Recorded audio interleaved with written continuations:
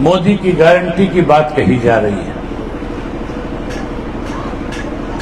हर रोज अखबारों में, टेलीविजन में, सोशल मीडिया के ऊपर मोदी की गारंटी के नाम पे करोड़ों करोड़ों रुपया खर्च किया जा रहा है। लोगों को कैसे बरगलाया जाए, लोगों में कैसे गलतफहमी पैदा की जाए, इसके लिए रोज इस किस्म की बात कह करके उस झूठ को सच साबित करने का प्रयास किया जा रहा है। हमारे देश में जब 2014 में लोकसभा का चुनाव हो रहा था, उस वक्त भी देश के प्रधानमंत्री नरेंद्र मोदी जी ने देश के लोगों के सामने 4 गारंटियां की थी। गारंटी चारों बहुत बड़ी थी। हर व्यक्ति के दिमाग में ये था कि मोदी के द्वारा किए गए 4 वायदे अगर कल पूरे हो जाएंगे तो भारतवर्ष का हर व्यक्ति खुशहाल हो जाएगा। सबसे पहला वायदा किया था, गारंटी दी थी कि सरकार बनने के बाद विदेशों के अंदर जो काला धन जमा है, जो कांग्रेस के लोगों ने लंबे समय तक सत्ता में रह करके लूटने का काम किया था, हम उस काले धन को वापस लाएंगे और हर व्यक्ति के खाते में 15-15 लाख रुपए जमा करा करके उसे मालोमाल करने का काम करेंगे। आम आदमी इस बात से प्रभावित हुआ। हर व्यक्ति ने बैंक में खाते खुलाए कि 15 लाख आएंगे, 15 लाख आने के बाद तो कर्ज मुक्त हो जाएगा। गारंटी बड़ी थी, लोगों ने विश्वास किया, वोट दिया।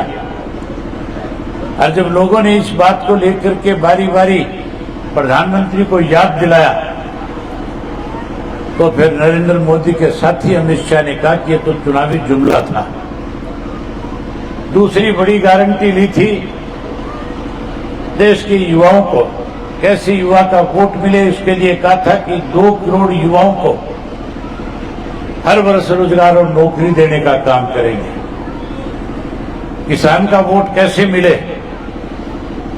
किसान से वायदा किया था और कहा था स्वामीनाथन की रिपोर्ट लागू करेंगे और उसके साथ साथ एमएसपी का कानून बना देंगे। 2022 में किसान की फसल की आमदन के दाम 2 गुना कर देंगे। किसान भी प्रभावित हुआ, वोट दिए, सत्ता आ गई। एमएसपी का कानून बनाने की बजाय, स्वामीनाथन की रिपोर्ट लागू करने की बजाय 3 काले कानून बना दिए, जिसके लिए 13 महीने लगातार किसान को अपने घर को, खेत को, परिवार को, बच्चों को छोड़ करके दिल्ली के चारों तरफ बॉर्डर पे जाकर के बैठना पड़ा। हमारी माताओं और बहनों के साथ भी मोदी जी ने वायदा किया था और कहा था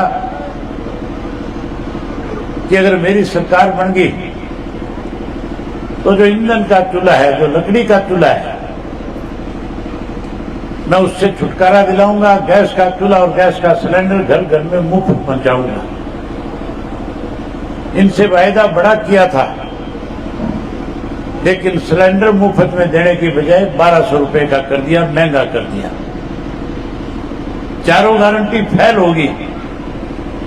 अब नए सिरे से लोगों को बरगलाने के लिए नई बात कही जा रही है। गारंटी तो अगर इस प्रदेश में किसी ने दी और उस गारंटी को किसी ने पूरा किया तो उस शख्स का नाम चौधरी देवीलाल था। याद करो साथियों, सन 1987 में चौधरी देवीलाल ने जींद के अंदर लाखों लोगों के बीच में कहा था कि अगर आप लोगों ने मेरी सरकार बना दी तो हर बुजुर्ग की पेंशन 100 रुपए महीना करने का काम करूंगा। वायदा किया था और कहा था कि किसान का 10-10 हजार रुपए का कर्जा माफ करूंगा। वायदा किया था गरीब की बेटी की शादी में कन्यादान के रूप में 5100 रुपए देने का काम करूंगा। ये 3 बड़े वायदे चौधरी देवीलाल ने आपसे किए और जैसे ही सन 1987 में चौधरी देवीलाल को आपने सरकार बना करके दी, तीनों वायदों को पहली कदम से पूरा करने का काम चौधरी देवीलाल ने किया था। चौधरी ओम प्रकाश चौटाला जी ने 26 24 फरवरी से पिछले साल एक न्याय यात्रा की शुरुआत हरियाणा प्रदेश में कराई थी और उस न्याय यात्रा के दौरान मैं हरियाणा प्रदेश के 2000 से ज्यादा गांव, शहर और कस्बों में गया था। उस न्याय यात्रा के दौरान मैं 4200 किलोमीटर पैदल चला था। 6 महीने 11 दिन में यात्रा पूरी करके जब हम चौटाला साहब से मिले और उनको बताया कि आज प्रदेश के लोगों की बड़ी हालत खराब है, जब हमने उनको बताया कि हरियाणा की सरकार ने 5 लाख से ज्यादा बुजुर्गों की पेंशन काट दी, जब मैंने उनके सामने बताया कि 9 लाख से ज्यादा गरीब लोगों के पीले कार्ड इस सरकार ने काट दिए, जब मैंने उनको बताया कि गांव में पीने के पानी की कमी है, स्कूलों में मास्टर नहीं है, अस्पतालों में डॉक्टर नहीं है, सड़कें सारे प्रदेश की टूट चुकी है, बेरोजगारी बढ़ गई, कानून व्यवस्था चौपट होगी, महंगाई बढ़ गई, भ्रष्टाचार बढ़ गया, कानून व्यवस्था खत्म होगी, नशा बढ़ गया, अपराध बढ़ गया, तो चौधरी ओम प्रकाश चौटाला ने नए सिरे से हरियाणा प्रदेश के लाखों लोगों के बीच में फिर वायदा किया और कहा कि आने वाले समय में अगर इंडियन नेशनल लोकदल पार्टी की सरकार बनाओगे तो सरकार बनने के बाद जो पेंशन चौधरी देवीलाल ने 100 रुपया शुरू करी थी, जो 5 लाख लोगों की काट दी गई, हम वो पेंशन ब्याज के समेत बुजुर्गों के घर पहुंचाने का काम करेंगे।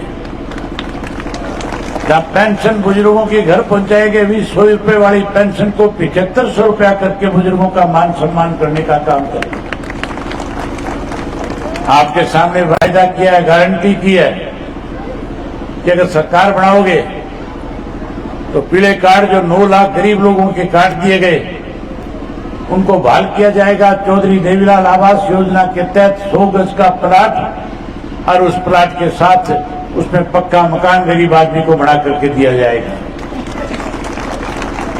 उन्होंने माताओं और बहनों से वायदा किया और कहा कि अगर आने वाले समय में इंडियन नेशनल लोकदल पार्टी को सत्ता में लाओगे तो सत्ता में आने के बाद गैस का सिलेंडर हर महीने की पहली तारीख को आपके घर सरकार की तरफ से मुफ्त में आया करेगा।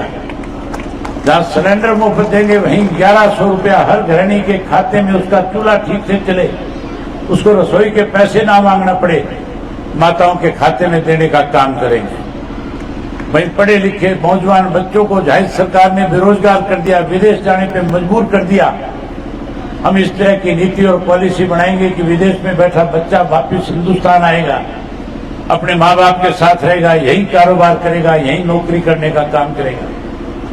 हम हर घर से एक पढ़े लिखे नौजवान बच्चे को रोजगार देंगे, नौकरी देंगे, और जो नौकरी से वंचित रह जाएगा उसे मायूस नहीं होने देंगे। 21,000 रुपया बेरोजगारी भत्ता देने का काम करेंगे। ये बातें चौधरी ओम प्रकाश चौटाला ने चौधरी देवीलाल की जयंती 25 सितंबर को सम्मान दिवस के दिन में कही थी। ये बात मैं आपके सामने इसलिए बता रहा हूं कि सरकार आपकी तब बढ़ेगी जब लोकसभा के अंदर आप कुरुक्षेत्र की सीट को जीतने का काम करोगे। ये सरकार आपकी तब बनेगी जब सरसा से लोकसभा का इंडियन नेशनल लोकदल पार्टी का प्रत्याशी चुनाव जीत करके आएगा। आज मैं हरियाणा प्रदेश के 8 लोकसभा क्षेत्रों में होकर के आया हूं, जहां पार्टी के कार्यकर्ताओं से मिलकर के आया हूं, वहां आम लोगों से भी मिलने का काम किया है। मैं औरों की तरह ये तो नहीं कहता कि हम सारी की सारी सीटें जीतेंगे, लेकिन आज के जो हालात है उन हालात से लगता है कि हम 3 लोकसभा की सीटें इस बार लोकसभा के इस चुनाव के अंदर जीतने का काम करेंगे। जहां 3 जीतोगे वहीं जीतने के बाद साथियों आने वाले समय में इंडियन नेशनल लोकदल पार्टी की सरकार बनने से कोई रोक नहीं सकता। आपकी सरकार बनेगी और जो बात मैंने आपके सामने रखी है वो सारे के सारे वायदे पूरे करने का काम इंडियन नेशनल लोकदल पार्टी करेगी। सारे वायदे पूरे करेंगे। वहीं आपसे एक निवेदन करने आया। मेरे से पहले जो बोलने वाले साथी थे उन्होंने खुल के बताया कि मेरे सामने लड़ने वाले जो लोग हैं, जो चुनाव लड़ रहे हैं, चाहे वो आम आदमी पार्टी का है चाहे वो कोई भारतीय जनता पार्टी का है, उन लोगों का कभी आपसे कोई सरोकार नहीं रहा, कभी आपके साथ उनका कोई वास्ता नहीं रहा। वो लोग केवल और केवल दाव लगाने के लिए आए। आप पीछे मुड़ करके देखो, जब कभी भी यहाँ कोई किसानों का आंदोलन हुआ, जब कभी भी कोई जाट आरक्षण आंदोलन हुआ, जब कभी भी मुआवजे को लेकर के आप लोगों ने कोई लड़ाई लड़ने का काम किया, जब कभी भी सरकार ने आपकी कोई अनदेखी करी और आपने उस सरकार के खिलाफ लड़ाई लड़ी, कभी भी आपके बीच में ना नवीन जिंदल आया और ना आपके बीच में सुशील गुप्ता आया। ये सुशील गुप्ता तो उस पार्टी से संबंध रखता है साथियों, जिस पार्टी ने हमारे सुप्रीम कोर्ट का फैसला जो एसवाईएल को लेकर के आपके हक में आया हुआ है, जो पानी आपको मिलना चाहिए था एसवाईएल का, इस पानी को रोकने के लिए पंजाब के अंदर आप पार्टी की तरफ से ये रेजुलेशन दिया गया कि हम एक बूंद पानी भी हरियाणा प्रदेश के लोगों को नहीं देंगे। आज उसी पार्टी के लोग आपके बीच में आकर के कहते हैं कि आप हमें चुनाव में जिता करके भेजो, हम भारतीय जनता पार्टी को उखाड़ने का काम करेंगे। बड़ी हैरानी की बात है, कांग्रेस पार्टी के लोग दिल्ली के अंदर आप पार्टी के साथ मिलकर के चुनाव लड़ रहे हैं। कांग्रेस पार्टी के लोग हरियाणा के अंदर आप पार्टी के साथ मिलकर के चुनाव लड़ रहे हैं। जहां यहां एक दूसरे की बड़ाई कर रहे हैं, भाई पड़ोस में लगता हुआ पंजाब का एरिया है, जब पंजाब के अंदर जाते हैं तो वहां एक दूसरे की मदद करने के बजाय एक दूसरे को गालियां देने का काम करते हैं, एक दूसरे की कमियां और खामियां गिनाते हैं। वहां एक दूसरे को कैसे कमजोर किया जाए, कौन किस तरह से ताकत में आए, इसके लिए भाषण दिए जाते हैं। बड़ी हैरानी होगी, ऐसा समय भी आपको देखने को मिल सकता है कि आप पार्टी के कांग्रेस के बड़े नेता जहां हरियाणा में और दिल्ली के अंदर एक मंच पे खड़े होकर के वोट मांगेंगे, वहीं दिल्ली पंजाब में जाकर के आमने सामने एक दूसरे को कोसने का काम करेंगे। साथियों, किस तरह से स्वार्थ की राजनीति की जा रही है। आज नवीन जिंदल जो है, जो कल तक कांग्रेस के अंदर था, उस आदमी को ईडी का डर दिखा करके भारतीय जनता पार्टी में शामिल किया। देश का प्रधानमंत्री 2014 के अंदर कहा करता था कि मैंने तिजोरियों में पैसे देखे हैं, कहा करता था कि मैंने तिजोरियों के अंदर गहना देखा है, सोना और चांदी देखा है।